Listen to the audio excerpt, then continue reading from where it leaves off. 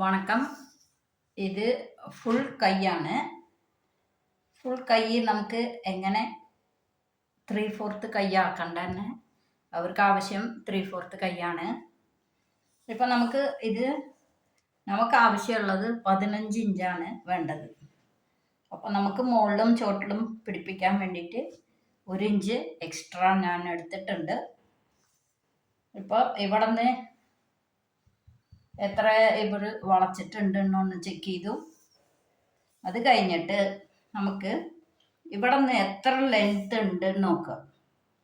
ഇതിലൊരു കയറ്റിറക്കുണ്ട്, റെഡിമെയ്ഡാണ്. ഇവിടെ ഒരു കയറ്റിറക്കുണ്ട്. ഇവിടെ ഇങ്ങനെ ഇതുക്കും ഒരു വ്യത്യാസമുണ്ട്. അപ്പോൾ ഇങ്ങനെ ഞാൻ കണക്കാക്കുക. ഇതിൽ നമുക്ക് കിട്ടിയത് 12.75 ഇതേ അളവ് ഈ ഭാഗത്തും നമുക്ക് എടുക്കണം. എടുത്തിട്ട് കറക്റ്റായിട്ട് ഇത് വരയ്ക്കുക. ഇങ്ങനെ ആണ് വെട്ടി ചെറുതാക്കേണ്ടത്. ചെറുതാക്കി നമുക്ക് കൈ പിടിപ്പിക്കാം.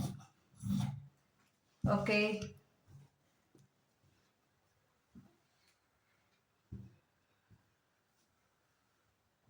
പിന്നെ ഒരു കാര്യം കൂടി പറയാം.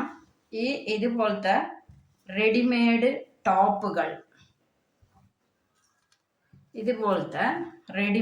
ടോപ്പുകൾ കഴുത്ത് നല്ല വൈഡാണ്.